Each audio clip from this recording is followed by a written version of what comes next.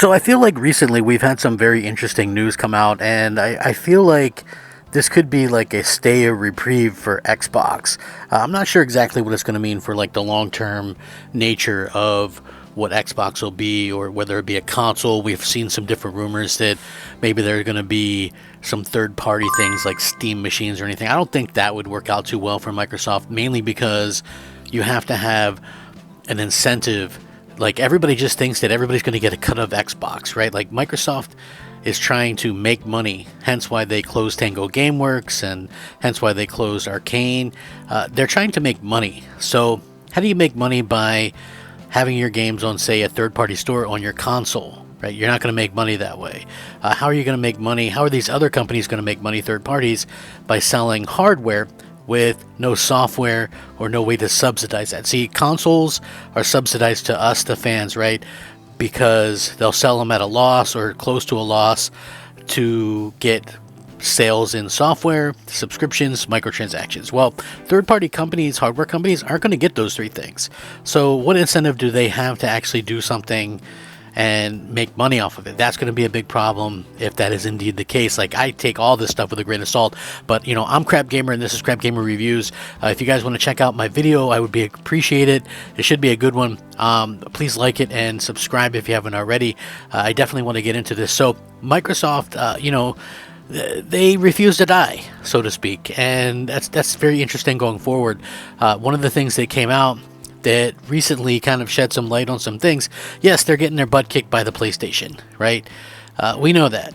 But if you look at things overall, it might not be as bad as you would think, right? So millions of PlayStation 4 gamers haven't upgraded to the PS5 yet, and this is official from Sony, which is, I thought, a very interesting point, because imagine what could happen if they did, right?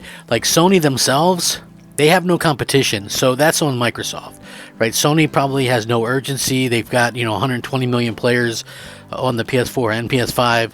They're probably living large, But anyway, recently released information actually indicates that half of the PlayStation's user base is still on PS4 instead of PlayStation 5, and it seems likely that one of the main reasons why is due to a lack of exclusive games. This is a big problem for Microsoft too, but this is a year where Microsoft could have really laid their claim and probably got some people to buy an Xbox. But again, we kind of live in this world where they kind of let that fall by the wayside a little bit, and it's just unfortunate to see that they weren't able to kind of get more out of the exclusives that they do have, like Hellblade 2, you've got Avowed, you've got Indiana Jones, you've maybe got a Forza, you've got Towerborn, you've got a nice lineup of games, but unfortunately people are kind of weary of your product, and that's a Microsoft problem. But because Sony isn't in any kind of rush, right? Like, they have done one decent showcase style event in 3 or 4 years. Like, they don't feel any pressure from Microsoft, and that's probably rightfully so. So anyway, the PS5 had the misfortune of launching during the pandemic, and that, combined with other supply chain issues, kind of, the scalping and things like that as well, led to some issues that basically had to deal with supply and demand. It made the console virtually impossible to get for the average consumer for the first few years of its lifespan. So they really kept the PS5 sales from taking off to their full potential.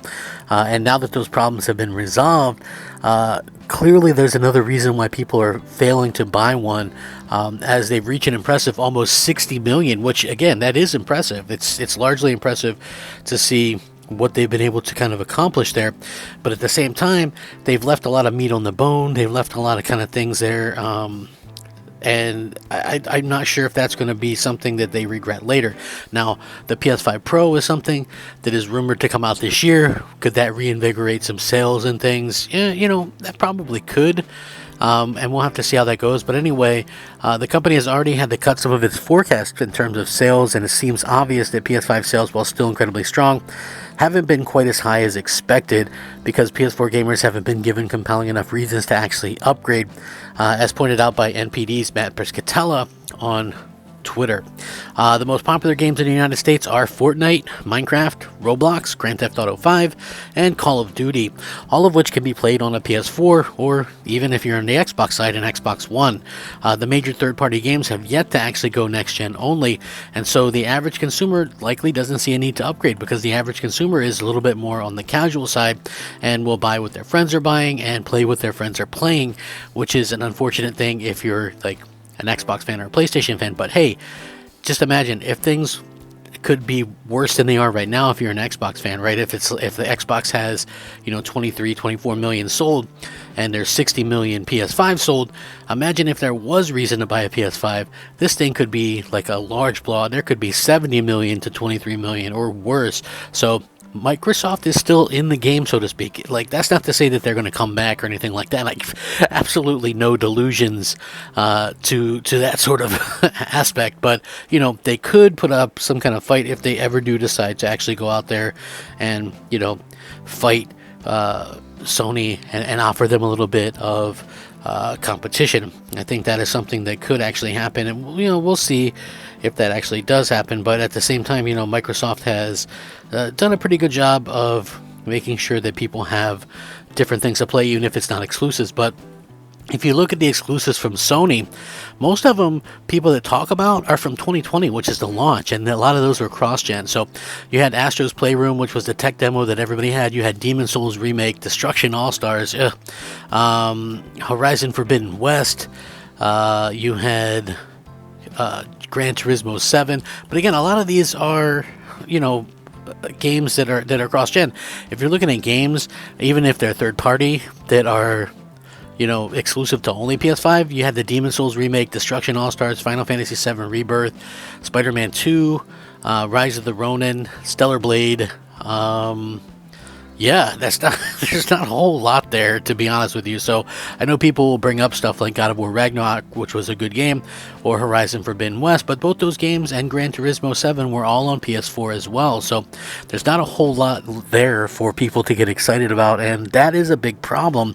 But it's also a chance and an opportunity for Microsoft, if they could get their head out of their asses and actually do something for a change and get people excited about Xbox again. I think people would buy into it if they just trusted them, but maybe Microsoft has killed any idea or hope that there could be trust again. So again, we'll see and kind of understand where they're going to come from with that. But from where I'm standing, if Microsoft could just come out and clear the air. Okay, well, we did the 4. We see that was a mistake. We hear you. We're not going to do that anymore. I don't understand why they did that in the first place, right? You literally have the biggest IP in the world. You've got multiple of the biggest IP. Minecraft, Call of Duty, World of Warcraft, Overwatch. You've got these games, Elder Scrolls Online, Fallout 76, that are already on everything. Why rock the boat and put anything else on there and confuse and muddy the waters? Makes no sense to me. But anyway, what do you guys think about this? I would appreciate it if you let me know. Thank you so much for watching. Rack 'em up. Have a great day. Crap Gamer out.